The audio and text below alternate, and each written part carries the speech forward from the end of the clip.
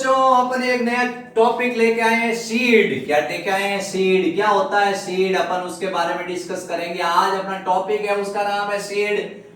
अपन seed पे चर्चा करेंगे। तो अपन ने चैप्टर नंबर 2 चल रहा है अपने sexual reproduction in flowering plant. अपने चैप्टर नंबर 2 चल रहा है sexual reproduction in flowering plant. इसमें बहुत सारे छोटे छोटे क्वेश्चन है, उसको अपन एक्सप्लेन करेंगे। Sexual reproduction in flowering plant. कैसे हो आप लोग? सब मजे में?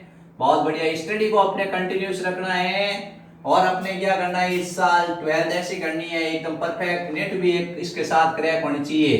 Sexual reproduction in flowering plant. तो सीड के बारे में अपन बताते हैं। आपको बताना है ये ओव्यूल से बनता है। जो फर्टिलाइज ओव्यूल होता है उससे सीड बनता है। ठीक है, एक सीड का फॉर्मेशन हुआ, इसका मतलब ओवरी के अंदर एक सीड है, एक ओव्यूल है। After fertilization ovule convert into the seed. सबसे पहला आपको बताना है कि फर्टिलाइजेशन के बाद ओव्यूल किस में कन्वर्ट होगा? सीड के अंदर कन्वर्ट होगा। ये सेक्सुअल रिप्रोडक्शन का रिजल्ट है। अगर सेक्सुअल रिप्रोडक्शन होगा तो ही सीड बनेगा, नहीं तो ये सीड नहीं बनेगा। It is result of sexual reproduction. ये रिजल्ट है, किसका रिजल्ट है? सेक्सुअल रिप्रोडक्शन का रिजल्ट है। अपन सीड को देखते हैं। सीड के अंदर एक तो एम्ब्रियो एक्सिस होती है। एक सीड के अंदर क्या होगा? एम्ब्रियो एक्सिस होगी। सीड के अंदर सबसे पहले एक पार्ट होता है जिसको कहते हैं एम्ब्रियो एक्सिस। दूसरा पार्ट होता है जिसको अपन कहते हैं कॉटिलिडॉन्स। क्या कहते हैं? कॉटिलिडॉन्स कहते हैं। और तीसरा पार्ट होता है जिसको एंडोस्पर्म कहते हैं। ठीक है, तो आपको सीड के अंदर तीन चीजें दिखेगी, एंडोस्पर्म, कॉटिलिडॉन्स और अपन कहेंगे ये क्या है? एम्ब्रियोनिक अक्ष है। इसके अलावा सीड कोट भी दिखाई देगा। क्या दिखाई देगा? सीड कोट भी दिखाई देगा। ठीक है, तो ये आपने बताया सबसे पहले ओव्यूल से सीड बनता। आपका सबसे पहला टारगेट होना चाहिए कि after fertilization ovule convert into the seed, it is result of sexual reproduction. Last result है। अपन ये चैप्टर नंबर 2 पढ़ रहे हैं, इसका लास्ट रिजल्ट है सीड। ठीक है, फिर उसके बाद आपको बताना है इस सीड के अंदर क्या क्या दिखेगा। एम्ब्रियो एक्सिस, कॉटिलिडॉन्स, एंडोस्पर्म और सीड कोट दिखेंगे। ये अपने को ध्यान रखना है। अब अपन कह रहे हैं कि क्या होता है, एक्चुअल में सीड्स को दो पार्ट्स में डिवाइड किया गया है। एक सीड्स होते हैं एल्ब्यूमिनस। क्या होते हैं? एल्ब्यूमिनस सीड्स होते हैं। और एक होते हैं नॉन एल्ब्यूमिनस सीड। ठीक है, एल्ब्यूमिनस सीड किसे कहते हैं और नॉन एल्ब्यूमिनस सीड किसे कहते हैं, उस पे अपन थोड़ा डिस्कस कर लेते हैं। ऐसे सीड जिसमें क्या होता है? एंडोस्पर्म प्रेजेंट होता है। Seed have endosperm. सीड के अंदर एंडोस्पर्म प्रेजेंट होगा। सीड के अंदर आपने देखा एंडोस्पर्म प्रेजेंट होगा। और नॉन एंडोस्पर्म मतलब नॉन एंडोस्पर्मिक का मतलब इसको एंडोस्पर्मिक सीड भी कह सकते हैं। एक नाम और होता है एंडोस्पर्मिक सीड, बट एंडोस्पर्मिक देते नहीं है क्योंकि बच्चे क्या करते हैं, आंसर ढूंढ लेते हैं और इसलिए वो क्या करते हैं, albuminous, non albuminous.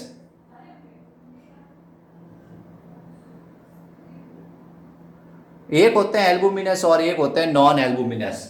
Non albuminous means क्या होंगे? जिसके अंदर एंडोस्पर्म एब्सेंट होगा। जिसके अंदर एंडोस्पर्म क्या होगा? एब्सेंट होगा। ऐसे सीड जिसमें एंडोस्पर्म क्या होता है? एब्सेंट होता है, उसको कहते हैं नॉन एंडोस्पर्मिक। तो एंडोस्पर्म प्रेजेंट होगा या एंडोस्पर्म एब्सेंट होगा। अब भाई इसके अंदर एंडोस्पर्म प्रेजेंट है, इसका मतलब जब एम्ब्रियो डेवलपमेंट हुआ था तो एंडोस्पर्म पूरा कंज्यूम नहीं हुआ। During embryo development endosperm not consume, complete endosperm consume नहीं होता है, तब बच गया। यानी एंडोस्पर्म का कंज्यूम नहीं हुआ। जब एम्ब्रियो डेवलपमेंट होता है तो एंडोस्पर्म कंज्यूम होता है, इसमें endosperm totally consume, endosperm consume हो गया। भाई एंडोस्पर्म को पूरा का पूरा काम में ले लिया। ठीक है, अपन इसमें बहुत सारे छोटे छोटे क्वेश्चन भी पढ़ेंगे, ये भी आपको ध्यान रखना है। तो इसमें एंडोस्पर्म कंज्यूम हो गया, टोटली कंज्यूम हो गया। अब सवाल आता है कि इसमें क्या होता है, जर्मिनेशन होगा। तो जर्मिनेशन के समय ये एंडोस्पर्म काम आ जाए, कोई बात नहीं, कंज्यूम नहीं हुआ तो आगे जब जर्मिनेशन होगा उस टाइम ये एंडोस्पर्म क्या होगा, काम आ जाएगा। इसमें ये एंडोस्पर्म कंज्यूम हो गया है तो इसमें क्या होंगे, कॉटिलिडॉन्स। क्या होंगे? कॉटिलिडॉन्स काम आएंगे। कॉटिलिडॉन्स क्या करेंगे, जो न्यू जर्मिनेटेड प्लांट्स है उसको क्या करेंगे, न्यूट्रिशन देंगे। आपने देखा होगा जैसे कि पी प्लांट है, ठीक है, जैसे अपन देखते हैं इसी तरह से ग्राउंडनट है, ये पौधा उगता है, इस पौधे में इस तरह से यहाँ दो ऐसे पत्तियां लगी होती छोटी छोटी, दीज आर द कॉटिडॉन्स। ये एक्चुअल में ये कॉटिडॉन्स क्या करती हैं, ये न्यूट्रिशन प्रोवाइड करती है इसको। तो एंडोस्पर्म तो इसमें कंज्यूम हो गया पहले, तब इसमें कॉटिडॉन्स काम आती हैं। ये डेफिनेशन तो वेरी सिंपल है, नॉन एल्बुमिनस मींस ऐसे सीड जिसमें एंडोस्पर्म एब्सेंट होते हैं उनको कहते हैं non albuminous. Endosperm is absent, these are the called non endospermic. अब अपन कहते हैं नॉन एल्बुमिनस, एंडोस्पर्म कंज्यूम हो गया, एंडोस्पर्म है नहीं, इसका मतलब एंडोस्पर्म क्या हो गया, कंज्यूम हो गया। कहां कंज्यूम हुआ, एम्ब्रियो डेवलपमेंट में कंज्यूम हुआ। तो ये जो नया प्लांट बनेगा इसको न्यूट्रिशन कौन देंगे, कॉटिडॉन्स देंगे। अब इसमें एल्बुमिनस में एंडोस्पर्म प्रेजेंट है, एम्ब्रियो डेवलपमेंट हुआ तो कंप्लीट कंज्यूम नहीं हुआ है, और जर्मिनेशन के समय ये एंडोस्पर्म काम आएगा। जैसे इसके एग्जांपल है वीट, क्या है, वीट है। जैसे इसका एग्जांपल है राइस, क्या है, राइस है। वीट है, राइस है, ये सब इसके एग्जांपल है। जैसे आपको बताना कैस्टर है, ठीक है, जैसे आपको बताना मस्टर्ड है, ये सब एग्जांपल होते हैं एंडोस्पर्मिक सीड के, ठीक है। तो अपन देखते हैं सीड के ये पार्ट्स हो गए। अब अपन सीड डेवलपमेंट पढ़ते हैं, किस तरह से कौन सा पार्ट किससे क्या बनता है। बच्चों आप लोग ये याद करो और पढ़ाई करते रहो, बढ़िया से बढ़िया आप क्या है रिजल्ट देने की कोशिश करो। आपको जो भी टॉपिक समझ में नहीं आता आप पूछो, सर ये पॉइंट हमको समझ में नहीं आया, मैं आपको समझाऊंगा अच्छी तरह से। आप लोग एकदम बढ़िया याद करने की कोशिश करो कि भाई हमें एकदम फुल मार्क्स लाने हैं। क्या करने हैं, आपका टारगेट होना चाहिए अबव 90% से ज्यादा। कोई भी क्वेश्चन पूछो आपको बिल्कुल याद होना चाहिए। एक तरफ अपन ओव्यूल लिखेंगे और दूसरी तरफ अपन सीड लिखेंगे कि ओव्यूल के किस पार्ट से सीड का कौन सा पार्ट्स बनेगा, ठीक है, उसको अपन डिस्कशन करेंगे। तो अपन देखते हैं ओव्यूल के अपन को पार्ट पता है। सबसे पहले अपन लेते हैं ओव्यूल का इंट्यूगुमेंट। इंट्यूगुमेंट से क्या बनता है, सीड कोट बनता है। इंट्यूगुमेंट से सीड कोट बनेगा, ठीक है, ये अपने ध्यान रखना है। इंट्यूगुमेंट से क्या बनेगा, सीड कोट बनेगा। फिर इंट्यूगुमेंट्स की टू लेयर है, आउटर इंट्यूगुमेंट से और इनर इंट्यूगुमेंट से, ठीक है। आउटर इंट्यूगुमेंट होता है उससे सीड आउटर सीड कोट बनता है, आउटर सीड कोट बनता है जो काफी टफ होता है, हार्ड होता है, उसको कहते हैं टेस्टा। क्या कहते हैं, टेस्टा के नाम से जानते हैं। और इनर इंट्यूगुमेंट से बनता है वो कैसा होता है, मेम्ब्रेन लाइक होता है। Inner seed coat membrane like होता है, थिन होता है, उसको अपन कहते हैं टैगमैन। क्या कहते हैं, टैगमैन। ये अपने ध्यान रखना है, टैगमैन। अब सवाल ये आया कि इंट्यूगुमेंट से क्या बनेगा, सीड कोट बनेगा। आउटर इंट्यूगुमेंट से आउटर सीड कोट बनेगा, जो हार्ड होगा सॉलिड होगा उसको टेस्टा कहेंगे। इनर इंट्यूगुमेंट से जो बनेगा उसका नाम होगा इनर सीड कोट। अब इसके बाद है न्यूक्लियस। क्या है, न्यूक्लियस है। न्यूक्लियस क्या हो जाता है, या तो डीजनरेट हो जाता है, क्या हो जाता है, या तो डीजनरेट हो जाएगा, या आपको बताना है it convert in a thin membrane like structure, या एक थिन मेम्ब्रेन जैसा स्ट्रक्चर में कन्वर्ट हो जाएगा। It convert in a thin membrane like structure, यानी एक पतली मेम्ब्रेन जैसी झिल्ली बनाएगा। इसको अपन कहेंगे पेरी एंडोस्पर्मिक। क्या कहेंगे, पेरी एंडोस्पर्मिक। एंडोस्पर्मिक, ये क्वेश्चन आता है what is the peri endospermic. Peri endospermic क्या है, तो आपको बताना है when nucleus convert into a thin membrane like structure, when nucleus convert in a thin membrane like structure, it is called periendospermic, यानी इसको पेरीएंडोस्पर्मिक कहते हैं। ये पेरीएंडोस्पर्मिक क्या होती है, जैसे अपन देखते हैं, आपने काली मिर्च देखी होगी, पाइपर डायग्राम देखा होगा। काली मिर्च के अंदर क्या होता है, कुछ काली मिर्च के चारों तरफ आपको पतली ऐसे मेम्ब्रेन दिखती है, उसको अपन कहते हैं पेरीएंडोस्पर्म। क्या कहते हैं, पेरीएंडोस्पर्मिक। और ऐसे सीड्स को कहते हैं पेरीएंडोस्पर्मिक सीड्स। क्या कहते हैं, पेरीएंडोस्पर्मिक सीड, जिसमें थिन मेम्ब्रेन पाई जाती हैं। ये थिन मेम्ब्रेन किसके कारण बन गई है, न्यूक्लियस के कारण। अब उसके बाद तीसरा पार्ट है एम्ब्रियो सेक। क्या है, एम्ब्रियो सेक है। एम्ब्रियो सेक के अंदर क्या होता है, एम्ब्रियो सेक के अंदर सबसे पहले होती है एंटीपोडल सेल्स। कौन सी सेल्स होती हैं, एंटीपोडल सेल्स होती हैं। एंटीपोडल सेल्स क्या हो जाती हैं, डेस्ट्रॉय। फिर होती है सिनर्जिड सेल। कौन सी सेल होती हैं? सिनर्जिड सेल्स होती हैं। सिनर्जिड सेल्स भी क्या हो जाती हैं? डेस्ट्रॉय हो जाती है। फिर उसके बाद होती है secondary diploid nucleus. Secondary diploid nucleus, secondary diploid nucleus. ये सेकेंडरी डिप्लॉयड न्यूक्लियस भी क्या हो जाती हैं? एंडोस्पर्म बनाती है। क्या बनाती है? एंडोस्पर्म का फॉर्मेशन करती हैं, यानी इससे एंडोस्पर्म बनेगा। फिर होती है एग सेल। एग सेल से क्या बनता है बच्चों? बताओ। एम्ब्रियो। क्या बनता है? एम्ब्रियो। तो इस तरह से आपको बताना है एंटीपोडल सेल डेस्ट्रॉय हो गई, सिनर्जिड सेल डेस्ट्रॉय हो गई, सेकेंडरी डिप्लॉयड सेल से, सेकेंडरी डिप्लॉयड न्यूक्लियस है उससे एंडोस्पर्म बन गया, एग सेल से क्या बन गया? एम्ब्रियो बन गया। ये आपको टेबल याद होनी चाहिए। फिर उसके बाद आता है माइक्रोपाइल। क्या आता है? माइक्रोपाइल। माइक्रोपाइल होता है वो क्या होता है? सीड पोर बनाता है। क्या बनाएगा? माइक्रोपाइल से क्या बनेगा? सीड पोर। इस सीड पोर से ऑक्सीजन और अपन कहेंगे वाटर एंटर होगा सीड के अंदर। ठीक है, ये सब आपको ध्यान रखना है। इंटुगुमेंट से क्या बना? Seed coat. आउटर इंटुगुमेंट से क्या बना? आउटर सीड कोट बना, जो टफ होता है, सॉलिड होता है, जिसको कहते हैं टेस्टा। इनर इंटुगुमेंट से जो बनता है वो इनर सीड कोट होता है, वो टैगमैन। फिर न्यूक्लियस से क्या बनता है? न्यूक्लियस डीजनरेट हो जाता है। अपन कहते हैं न्यूक्लियस, ये क्वेश्चन बना है important, what is the peri endospermic seed और what is the peri endosperm. तो आपको बताना है nucleus convert in a thin membrane like structure. When nucleus convert in a thin membrane like structure, इसको कहते हैं पेरी एंडोस्पर्म। एम्ब्रियो शेक होता है, उसमें 7 सेल्स होती हैं। एंटीपोडल सेल्स 3 होती हैं, तीनों डीजनरेट हो जाती हैं। सिनर्जिड सेल डीजनरेट हो जाती हैं। सेकेंडरी डिप्लॉयड न्यूक्लियस से उससे एंडोस्पर्म बनेगा, एग सेल से एम्ब्रियो बनेगा। ये ध्यान रखना। माइक्रोपाइल है, उससे सीड पोर बनेगा, उस सीड पोर से ऑक्सीजन और वाटर एंटर होगा। ठीक है, ये ओव्यूल है, इससे डिफरेंट पार्ट से डिफरेंट बनते हैं। ये अपने ध्यान रखना है। अब अपन एक डायग्राम बना के आपको समझा देते हैं किस तरह से क्या होता है, आपको ध्यान रखना है।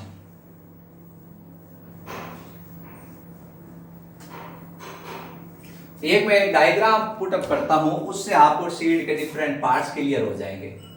सबसे पहले तो ये क्या ओव्यूल का डायग्राम है, इंटुगुमेंट्स है।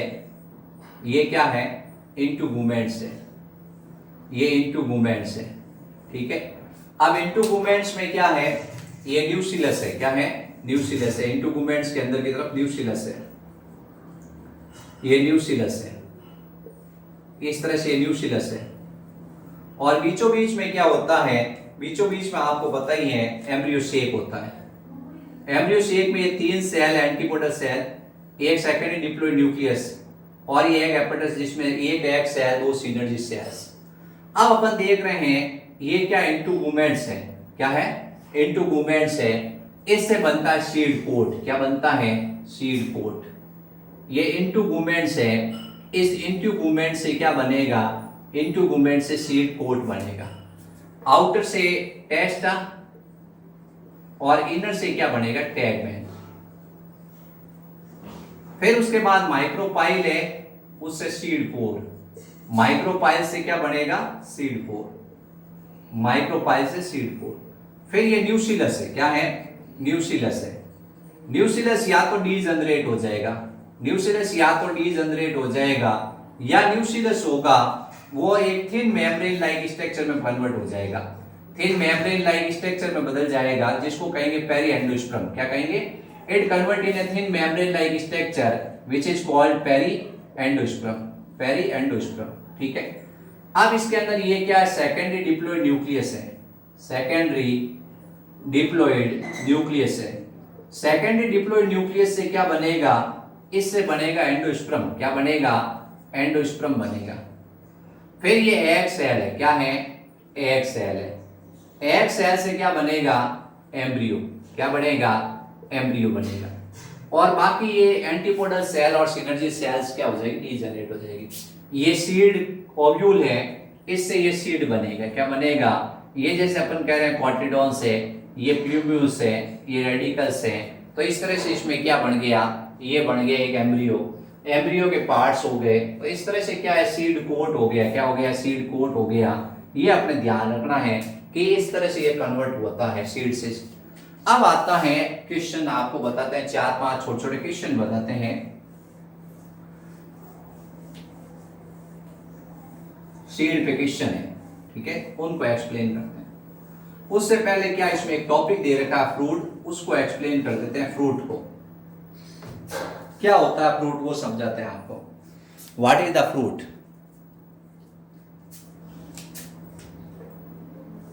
फ्रूट क्या है, ठीक है। Mature ovary is called fruit. सबसे पहले तो आपको बताना है mature ovary is called fruit. Mature ovary को क्या कहते हैं? फ्रूट कहते हैं, ठीक है। Mature ovary is called fruit. After fertilization mature ovary convert into fruit. After fertilization, after fertilization, fertilization के बाद mature ovary convert into the fruit. अब फ्रूट्स होते हैं उसको क्लासिफाइड किया गया है। सबसे पहले तो दो तरह के फ्रूट्स होते हैं, एक होता है ट्रू फ्रूट्स और एक होते हैं फॉल्स। दो तरह के फ्रूट्स होते हैं बच्चों। एक होते हैं जो अपनी मेहनत से नंबर लाते हैं, एक चीटिंग करके नंबर लाते हैं, ठीक है।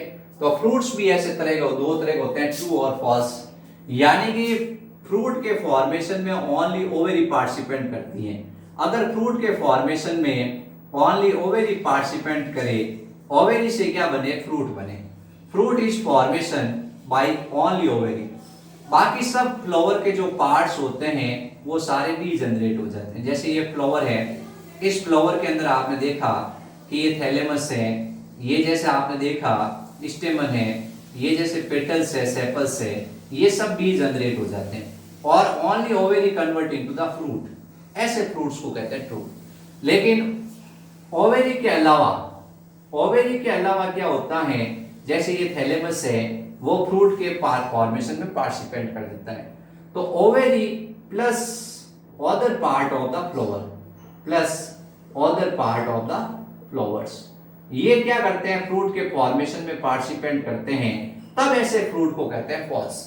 यानी ओवेरी ने तो पार्टिसिपेट किया, लेकिन ओवेरी के साथ में क्या होता है, जैसे थैलेमस पार्टिसिपेट कर ले, क्या कर ले? थैलेमस पार्टिसिपेंट कर ले, सेपल पार्टिसिपेंट कर ले। अब अपन इसका एक एग्जांपल देखते हैं। एप्पल आपने खाई होगी हजारों बार, कितनी बार खाई होगी? एप्पल में क्या होता है, ये जो एडिबल पार्ट है वो थैलेमस है। एडिबल पार्ट क्या है? थैलेमस है। ओवेरी यहाँ लिमिटेड है बीच में, ठीक है। तो एप्पल के अंदर जो एडिबल पार्ट होता है वो थैलेमस होता है। यानी फ्रूट फॉर्मेशन है उसमें थैलेमस पार्टिसिपेंट कर रहा है। तो अपन से ये सवाल पूछा जाता है, लाखों बार आपने सेब खाई होगी। अब आपसे कभी भी इन फ्यूचर कोई सवाल पूछ ले, जैसे एप्पल है उसमें एडिबल पार्ट क्या है, आप बता दोगे थैलेमस। अब फ्रूट्स को फिर दो पार्ट्स में क्लासिफाई किया गया है। एक होता है ड्राई फ्रूट और एक होता है अपन फ्लैशी फ्रूट कहते हैं, ठीक है। ड्राई फ्रूट और फ्लैशी फ्रूट। ऐसे फ्रूट जिसमें फ्रूट वॉल थिन होती है, ऐसे फ्रूट जिनमें फ्रूट वॉल बिल्कुल पतली होती है, थिन होती है, उसको कहते हैं ड्राई फ्रूट। और ऐसे फ्रूट जिसमें फ्रूट वॉल थिक होती है, फ्रूट वॉल थिक होती हैं और फ्लैशी होती है। जैसे ये आम आपने खाया होगा, खाए रहे हो आप आम तो भी। जैसे ये आम है, इस आम के अंदर ये फ्रूट वॉल कैसी है? Epicarp, mesocarp, endocarp. एपिकार्प तो छिलका है, क्या है? एपिकार्प छिलका है। मीजोकार्प खाते हो और एंडोकार्प क्या होती हैं? ये सीड के साथ मिलती है और गुठली बनाती हैं। तो इस तरह से इसका खाने वाला भाग कौन सा है? मीजोकार्प है। ये जैसे अपन बनाना खाते हैं, बनाना के अंदर क्या होगा? बनाना के अंदर आप देखोगे एपिकार्प तो होगी छिलका, क्या होगा? एपिकार्प तो होगा छिलका। मीजोकार्प होती है ये फ्लैशी पार्ट और एंडोकार्प एक बीच में लाइन होती है। तो इस तरह से ऐसे फ्रूट्स होते हैं, इस फ्रूट्स को अपन कहते हैं फ्लैशी फ्रूट्स। लेकिन जैसे आपने ग्राउंडनट खाया होगा, ग्राउंडनट में क्या होती है? ये मूंगफली है, इस मूंगफली के अंदर ये फ्रूट वॉल है, बिल्कुल थिन होती है। कैसी होती है? थिन होती है, अंदर सीड्स पाए जाते हैं। तो ड्राई फ्रूट कैसे होते हैं? ड्राई फ्रूट का मतलब ऐसे, आप ऐसे फ्रूट बताओगे जिसमें फ्रूट वॉल थिन होती है, फ्रूट वॉल बिल्कुल पतली होगी, उसको कहते हैं ड्राई फ्रूट। और फ्लैशी फ्रूट किसे कहते हैं? जिसमें फ्रूट वॉल थिक होती है, उसको कहते हैं फ्लैशी फ्रूट। तो फ्रूट्स में अपन पढ़ रहे हैं after fertilization ovary convert into the fruit, यानी मैच्योर ओवरी को अपन फ्रूट कहते हैं। अब सवाल आया ट्रू फ्रूट किसे कहते हैं, फॉल्स फ्रूट किसे कहते हैं। ओनली ओवेरी से फ्रूट बनता है, ओनली ओवेरी से फ्रूट बनता है, उसको कहते हैं ट्रू। और ओवेरी के अलावा कोई दूसरा पार्ट भी अगर पार्टिसिपेंट करता है तो उसको कहते हैं फॉल्स। अब ड्राई फ्रूट और फ्लैशी फ्रूट क्या होते हैं? ऐसे फ्रूट जिसमें फ्रूट वॉल्थिन होती हैं और अपन कहते हैं उनको ड्राई, और फ्लैशी में फ्रूट वॉल्थिक होती हैं, ये अपने ध्यान रखना है, ठीक है। अब अपन नेक्स्ट एक्सप्लेन करेंगे ये फ्रूट्स के टाइप्स हो गए कि फ्रूट्स कितने टाइप का होता है। अब इसमें एक डेफिनेशन आती है, व्हाट इज द पार्थिनोक्रेपी। पार्थिनोक्रेपी क्या है? छोटे छोटे क्वेश्चन पढ़ेंगे अपन। पहले पार्थिनोक्रेपी समझ लेते हैं। पार्थिनोक्रेपी, पार्थिनोक्रेपी का मतलब होता है without fertilization ovary change into the fruit. Without fertilization, without fertilization, without fertilization ovary change into the fruit, ovary change into the fruit. यानी बिना फर्टिलाइजेशन के ओवरी किस में चेंज हो जाती हैं? फ्रूट में चेंज हो जाती हैं, उसको अपन कहते हैं पार्थिनोक्रेपी। These fruit not have seed, इनके अंदर सीड एब्सेंट होते हैं। इनके अंदर क्या होते हैं? सीड एब्सेंट होते हैं। ये आपने फ्रूट देखा, ये आपने देखा एक फ्लावर है, इसके ऊपर आपने ऑक्सीजन का स्प्रे किया, इसके ऊपर आपने जिब्रेलिन है उसका स्प्रे किया। जिब्रेलिन और ऑक्सीजन का स्प्रे करते ही आपने देखा ये विदाउट फर्टिलाइजेशन ओवरी किस में कन्वर्ट हो गई है? फ्रूट में कन्वर्ट हो गई है, ठीक है। यानी ऐसे फ्रूट्स होते हैं, इन फ्रूट्स का फॉर्मेशन विदाउट फर्टिलाइजेशन होता है, they are seedless, they are seedless. जैसे अपन पपैया देखते हैं, पपैया आपने कभी कभी खाया होगा जिसमें सीड नहीं होते। इसी तरह से आजकल क्या है, लेमन है, जैसे अपन कह रहे हैं सिट्रस है, नींबू है, जैसे लेमन है, इनका फॉर्मेशन क्या किया गया? इससे किया गया। वाटर लेमन है, इसका फॉर्मेशन ऐसे किया गया है। और बनाना तो आप जानते ही हो, ठीक है, उसमें सीड्स नहीं होते हैं। तो आपसे पूछा गया कि पार्थिनोक्रेपी फ्रूट्स होते हैं उसमें क्या सीड्स प्रेजेंट होते हैं? दीज आर सीडलेस, इनकी वैल्यू थोड़ी ज्यादा होती है। आपको ऐसे फ्रूट्स बनाने कौन से हार्मोन का स्प्रे करोगे? ऑक्सीजन और जिब्रेलिन। ऑक्सीजन और जिब्रेलिन का स्प्रे करते ही ये क्या हो जाएंगे? सीडलेस फ्रूट्स बन जाएंगे। फ्रूट्स क्या है आपको बताना है, फ्रूट्स की डेफिनेशन। फिर पार्थिनोक्रेपी पूछा जाता है, what is the parthenocarpy? Without fertilisation ovary change into the fruit, without fertilisation ovary change into the fruits. अब अपन कहते हैं ऐसे फ्रूट्स के अंदर सीड्स नहीं होते हैं। ये आपके पास में क्या है? कार्पल है, इस कार्पल की ओवरी है, इस ओवरी है, स्टिग्मा स्टाइल, इसके ऊपर आप स्प्रे कर दो, आप देखोगे ये फ्रूट बिना किसी फ्रूट्स बन जाएंगे, बिना किसी फर्टिलाइजेशन के फ्रूट्स का फॉर्मेशन हो जाएगा। दीज आर द सीडलेस, ठीक है, ये अपने ध्यान रखना है। अब क्वेश्चन पढ़ रहे हैं बच्चों। सबसे पहला है इंपॉर्टेंस ऑफ सीड। इतनी देर अपन ने पढ़ा है, उसको अपन पढ़ते हैं इंपॉर्टेंस ऑफ सीड। सीड्स की क्या इंपॉर्टेंस है? सबसे पहले तो ये क्या करता है? एम्ब्रियो को प्रोटेक्ट करता है। सीड का सबसे पहला इंपॉर्टेंट है एम्ब्रियो को प्रोटेक्शन करना, एम्ब्रियो उसको प्रोटेक्शन करना, ठीक है। सबसे पहला तो इसका काम हो गया, इसके अंदर एम्ब्रियो प्रोटेक्ट करता है।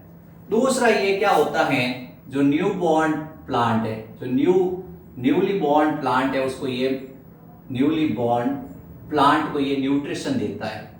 न्यूली बॉर्न जो अपन कह रहे हैं बॉर्न प्लांट है, उसको ये न्यूट्रिशन प्रोवाइड करता है जब तक उसमें फोटोसिंथेसिस नहीं होना स्टार्ट हो जाता है। यानी जब तक उसमें लीफ आएगी और फोटोसिंथेसिस नहीं होगा तब ये उसको। तीसरा ये क्या करता है? डिस्पर्जल में हेल्प करता है। यानी एक जगह से दूसरी जगह जो प्लांट्स होते हैं, जो फैलते हैं, उसका कारण है सीड्स। सीड्स किसी से चिपक जाएगा और चिपक कर कहीं चला जाएगा, तो ये क्या होता है? डिस्पर्जल में हेल्प करता है। और न्यू हैबिटेट है, उसमें क्या करता है? न्यू हैबिटेट में उसको जाकर सर्वाइव करने में हेल्प करता है, यानी नए आवास में उसको बसने में हेल्प करेगा, यानी डिस्पर्जल इजीली होगा। चौथा सबसे इंपॉर्टेंट है, ये सेक्सुअल रिप्रोडक्शन से बनता है। किससे बनता है? It is formation from sexual reproduction. ये सेक्सुअल रिप्रोडक्शन से बनता है, इसलिए वेरिएशन के लिए रेस्पॉन्सिबल्स है, इसलिए वेरिएशंस के लिए रेस्पॉन्सिबल्स होता है। जो न्यू स्पीशीज बनती हैं उसके लिए सीड रेस्पॉन्सिबल्स है, उसमें मैटरनल और पैरेंटल दोनों कैरेक्टर्स आते हैं। तो ये सेक्सुअल रिप्रोडक्शन से भी बनेगा, जिसके कारण वेरिएशंस ऑरिजिन्स होंगे प्लांट्स के अंदर, ठीक है। अब अगला सवाल आता है, what is the dormancy of seed. Seed की डोरमेंसी ऑफ सीड क्या है? सीड की डोरमेंसी समझाओ। तो आपको एक्सप्लेन करना है, जब सीड मैच्योर होगा, सीड क्या होगा? मैच्योर होता है। व्हेन सीड बिकम मैच्योर, उसमें क्या होता है? वाटर होता है, उस वाटर की लॉस हो जाता है, वाटर की कमी हो जाएगी। जब seed, when seed become mature, water loss, जल की कमी होती है, सीड हल्का होना शुरू होता है। मेटाबॉलिकली इनएक्टिव, कैसा हो जाएगा? मेटाबॉलिकली इनएक्टिव हो जाएगा। सीड कैसा होगा? मेटाबॉलिकली इनएक्टिव होगा, यानी धीरे धीरे उसमें मेटाबॉलिक रिएक्शंस कम हो जाएगी। And embryo become inactive, embryo कैसा हो जाएगा? इनएक्टिव हो जाएगा। मेटाबॉलिकली इनएक्टिव होते ही एम्ब्रियो उसके अंदर ऐसे कैसे रहेगा? इसको कहते हैं डोरमेंसी ऑफ सीड। क्या कहते हैं? Dormancy of seed. तो डोरमेंसी ऑफ सीड का मतलब आपसे पूछते ही आप बताओगे व्हेन सीड बिकम मैच्योर, जैसे सीड मैच्योर हुआ, सीड आपने देखा, आपने सीड लाके रखा, फिर उसके अंदर से वाटर लॉस हुआ, धीरे धीरे उसमें जल की कमी हुई, मेटाबॉलिक रूप से वो इनएक्टिव हो गया और एम्ब्रियो है वो इनएक्टिव चला गया, आप कहते हो डोरमेंसी ऑफ सीड।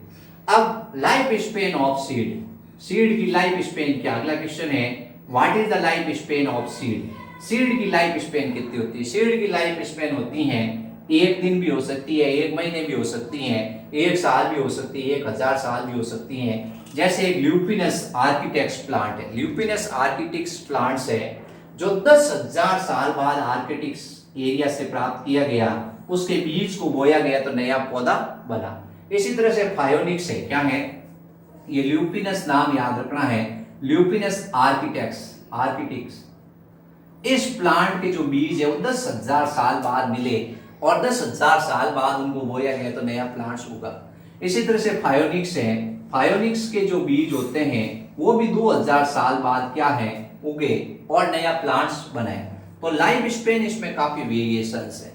अब अपन अगला क्वेश्चन है कि सीड स्टोरेज कैसे किया जाता है, सीड स्टोरेज कैसे करते हैं? तो सीड स्टोरेज के लिए दो प्रोसीजर हैं। सबसे पहले तो आप डिहाइड्रेशन करो, डिहाइड्रेशन यानी उसमें से पानी की कमी कर दो, तब सीड स्टोरेज होगा। दूसरा, उसके अंदर डोरमेंसी कर दो, डोरमेंसी मतलब उसके ऊपर कुछ ऐसा छिड़क दो जिसके कारण उसमें ये एम्ब्रियो इनएक्टिव हो जाए।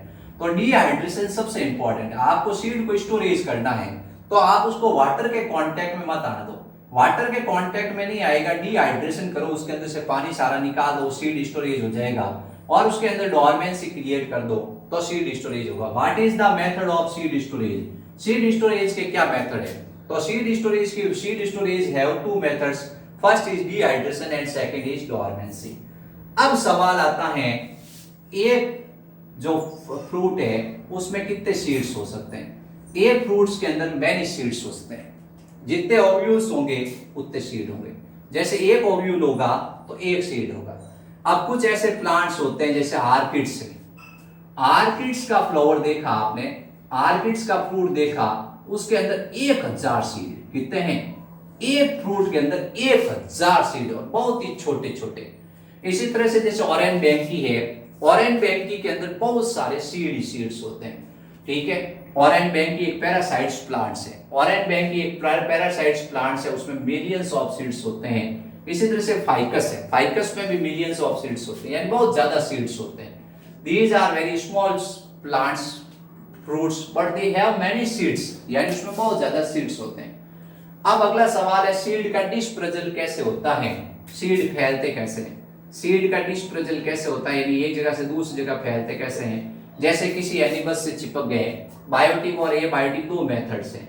किसी एनिमल से चिपक गए तो उसके द्वारा एक जगह से दूसरी जगह चले गए, एनिमल ने खा लिया और कहीं जाके दूसरी जगह वो उसको एक्सक्रीटरी मटेरियल के रूप में सीड को निकाल देगा। तो ऐसे बायोटिक मेथड से एबायोटिक मेथड, एबायोटिक मेथड का मतलब हवा आई, हवा के साथ सीड उड़ गए, पानी आया, पानी के साथ उड़ गया, एयर और वाटर, उसके द्वारा सीड एक जगह से दूसरी जगह चले जाते हैं। तो ये अपने ध्यान रखना है, ठीक है। ये अपने छोटे छोटे क्वेश्चन भी हो गए और अपने क्वेश्चन के साथ में ये भी हो गया भाई किस तरह से सीड होता है उसके बारे में पूरा एक्सप्लेन कर दिया अब आपको। अब इसने 4-5 क्वेश्चन और दे रखे हैं, उन क्वेश्चन को एक बार अपन और देख लेते हैं।